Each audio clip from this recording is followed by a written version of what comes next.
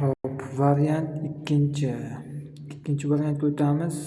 Bu yerda barcha variantlar testlarga kirish bir xil bo'ladi, ishlash tartibi ham bir xil bo'ladi, faqat testdagi savollar o'zgaradi xolos. Eshitamiz. Сейчас вы будете выполнять задания по аудированию. Тексты прозвучат 2 раза. После каждого прослушивания текстов у вас будет время для выполнения и проверки заданий. Все паузы включены в аудиозапись. Остановки и повторное воспроизведение аудиозаписи не предусмотрены. Прослушайте диалог и выберите правильный ответ в заданиях 1 и 2. Извините, вы выходите на следующей остановке? Нет, я выхожу через одну остановку. Hop, bu yerda aytyapti, qiz, siz kelayotgan ostanovkada tushasizmi deyapti. U bola aytyapti, yo'q, men yana bitta ostanovkadan keyin tushaman deyapti. Ya'ni kelayotgan ostanovkada tushmayman deyapti. Birinchi savolda aytyaptiki, ani говорят, ani ular gaplashyapti deyapti. Qayerda degan ma'noda.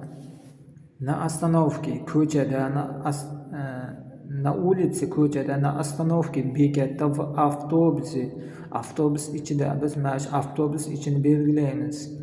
Hop, keyingi savol ani выходит deyapti. Ani выходит deyapti. Yigit aytdiki, o'sha men bittadan keyin, ya'ni через одну остановку deb shuni belgilaymiz. Hop, keyingi audioni eshitamiz. Прослушайте объявление и выберите правильный ответ в заданиях 3 и 4. Внимание! Кто потерял свой телефон в магазине «Цветы», может взять его у администратора магазина. Bu yerda aytyaptiki, kim telefonini yo'qotdi deyapti, o'sha nimada, magazinda deyapti. Kim telefonni yo'qotgan bo'lsa, borib administratsiyadan so'rasin deyapti. Hop, birinchi savol. Вы можете слушать это объявление? Bunaqa e'lonni qayerda eshitishing mumkin deyapti. O'zi magazinda degandan keyin buni hop, shkola, maktab ichida magazin bo'lmaydi. Больницаning ichida magazin bo'lmaydi. Buni albatta bu торговом центре, savdo markazlaridan belgilaymiz. Hop, ikkinchi savol. U administrator magazina можно deyapti. Administratordan borib olishlaring mumkin deyapti. Взять свой потерянный telefon. Birinchisi, o'zlaringda yo'qotib qo'ygan telefonlaringni olishlaring mumkin deyapti. Audio yozuvdagi kabi shuni belgilaymiz. Hop, keyingi savollar. 5-savol. С 3 марта смотрите фильм о победах российских спортсменов. Bu yerda aytyaptiki, savolda новый film снят deyapti. Yangi film olingan, nima haqida deyapti. O politika, siyosat haqida, o sport haqida, o musiqa haqida. Bu yerda biz o sport haqidan belgilaymiz. Keyingi 6-savol. Меня зовут Дамир. Вчера у меня был выходной, я со своей семьей хорошо отдохнул. Днем мы были в парке, а вечером решили поужинать дома. Savolda вчера днем Дамир и его семья был deyapti. Bu yerda o'z yozib qo'ygan. Dnем мы был в парке. Parkda bo'lganmiz kunduziga, shuni belgilaymiz. Hop, 7-savol. Anvar приехал из Узбекистана. Anvar повар. Вы пишите нужное слово в анкету. Hop, endi xuddi birinchi variantda nima yo'nalishda ishlashini so'ragan edi. Endi bu ikkinchi variant 7-savolida qayerdan kelganini so'ramoqchi. Bu yerda hammasi yozilgan. Anvar приехал из Узбекистана. Shuni qo'ysak bo'ldi. Birinchisida o'zi как вас зовут? Меня зовут Anvar. ikkinchisida mana откуда вы приехали, я приехал из deb turib mana bo'sh qoldirilgan shu joyga O'zbekiston deb yozib qo'yamiz. O'zbekiston deb yozib qo'yamiz. Bo'ldi. 8-savol. В магазине mebel я купил deyapti.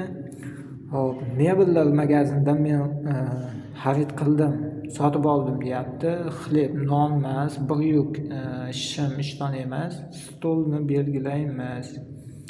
Hop, zadание 9-savol. My drug в магазине. Endi mening do'stim magazinda demoqchi. Живет, yashaydi, гуляет, aylanadi, sayr qiladi, работает, ishlaydi. Shu ishlaydini belgilaymiz. Mening do'stim ishlaydi magazinda. Mening do'stim magazinda ishlaydi degandek gap. 10-savol. Сколько лет? Mos keladigan so'zni belgilaymiz. Сколько лет bo'lmaydi. Сколько тебе лет? Сколько у тебя лет? Bu yerda tebeni belgilaymiz. Сколько тебе лет? Bega mos keladi. Задание 11. Врач спросит меня, вы себя чувствуете? Bu yerda doktor deydi. Endi vrach mendan so'rayapti. O'zingni his qilyapsan? Bu yerda mos keladi. Как? Qanaqa? Какой? Qanday? Что? Nima? Birinchi kakni belgilaymiz. Kak qanday? O'zingni qanday his qilyapsan? Endi какой bega tushmashligi mumkin. Какой себя чувствуете degan gap menimcha tushmaydi. Kak tushadi. Kakni belgilaymiz. Hop. 12-savol. 7-yanvar Rossiya prezidenti 7-yanvarda Rossiyada nishonlanadi deyapti. Din Rossiya kuni. Международный женский день, xalqaro xotinlar ayollar kuni. Rojdestvo Xristovo. Menimcha shu Rojdestvo bo'ladi. O'ylashimcha shu javob to'g'ri keladi. Xatoliklar bo'lsa yana qaytadan ko'rganimizda bular ustida ishlaymiz. Hozircha shu Rojdestvoni belgilaymiz. 13-savol. В Российской Федерации находится город deyapti.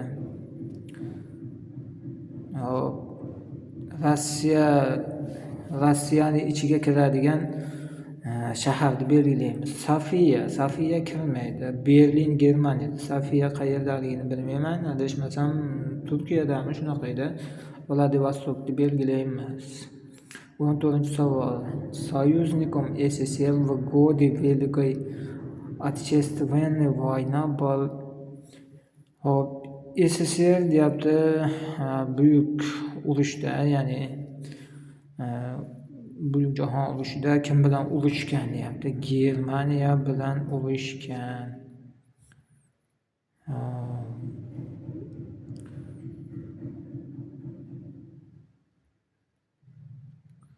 Hop, 15-savol. Прославленный полководец Великой Отечественной войны. Endi bu yerda Yuriy Gagarin bu kosmonavt. G.K. Zhukov tanimayman buni. Suvorovni ham tanimayman. Menimcha o'sha Suvorovni belgilaymiz. Lekin albatta Gagarin emas. 16-si. Ukashida flag Rossiyskiy Federatsiya deyapti. Yana Rossiyani bayrog'ini ko'rsating deyapti. 17-savol. Yana bu Rossiya qonunchiligi haqida boshlandi. 17, 18, 19-savollar. Hop, какие права Конституция Российской Федерации гарантирует иностранному гражданину на территории Российской Федерации? Hop, qonundagi qanaqa Konstitutsiyadagi qaysi qonun inoslanlarni Rossiyada yurishi haqida garantiya beradi deyapti, ya'ni nima bo'ladi? Kafolatlaydi. Hop. Bitta variantlarni o'qib chiqamiz. Избирательные органы государственной власти участвовать в отправлении правосудия пользоваться родным языком.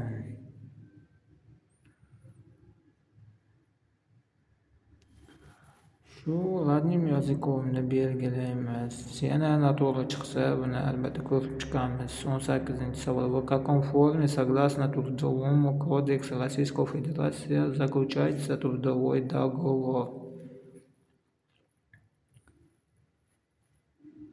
Hop, bu yerda trudовой doговорda qanaqa ko'rinishda bo'lishi kerak deyapti. Albatta yozuv ko'rinishida bo'lishi kerak.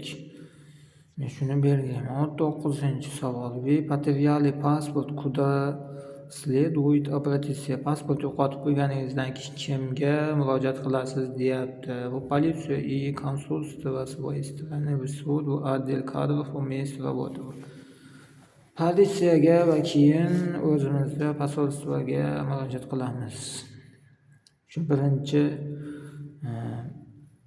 variant to'g'ri deb hisobladim. 20-savol. По обещанию правил срок постановки иностранного гражданина на миграционный счет составляет.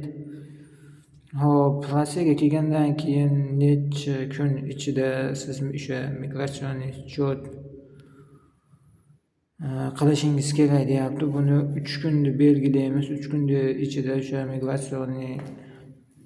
migratsion qog'oz deyiladi o'zi. Ko'cha tilida shuni olishlari kerak deyapti. 3 kunni belgilaymiz. Bu noto'g'ri chiqishi ham mumkin, chunki qonunchilikni juda yaxshi bilmayman. 21-savol. Наказание за нарушение иностранным гражданином или лицом без гражданства правил въезда в Российскую Федерацию устанавливает. Hop.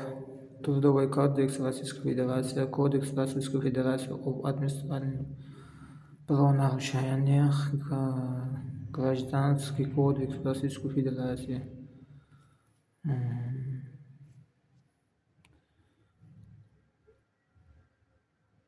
Bitta birinchi variantni belgiladim. Aytib o'tganimdek, xatolar ustida yana bir ko'rib o'tamiz. 22-savol. Иностранный гражданин, уклоняющийся от въезда из Российской Федерации по истечении срока проживания в Российской Федерации является незаконно находящимся на территории Российской Федерации и несет ответственность в соответствии с законодательством Российской Федерации. Верно ли это суждение?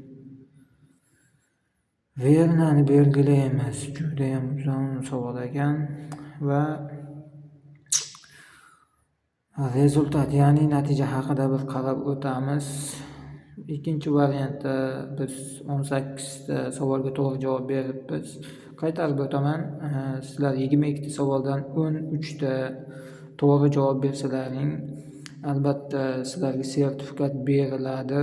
Men oldindan shuni eshitib bilib kelaman. 13 ta, eng kamida 13 ta savolga to'g'ri javob berishlaring kerak. Bizda 18 ta, bu yaxshi degani. Hop, qaysi savollarga noto'g'ri javob berganimizni ko'rib o'tamiz. Menimcha shu Rossiya qonunchiligida men noto'g'ri javob berdim. Zadaniya 14 da 15 ta ham noto'g'ri javoblar beribman. Союзником с СССР в годы Великой Отечественной войны был. Buyuk Britaniya bilan belgilanibdi. Shu savolga yaxshi tushunmadim. Hop, 15-savolda polkovnik deyapti. Endi GK Zhukov. Buni yodlab qolish kerak. Keyingi migratsionni 7 kun ichida olsa bo'lar ekan 20-savolda. 21-savoldagi Rossiya qonunchiligidan kelgan savoliga ikkinchi javob to'g'ri ekan. Hop, bizda 18 ta to'g'ri javob. Bu albatta yaxshi degani. Buni sizlar albatta qayta kamida 5 marta, 3 marta yoki 5 marta ishlab chiqsalaring, buni hammasiga to'g'ri javob beradigan darajada bo'lasizlar degan umiddaman. Navbat keyingi variantga.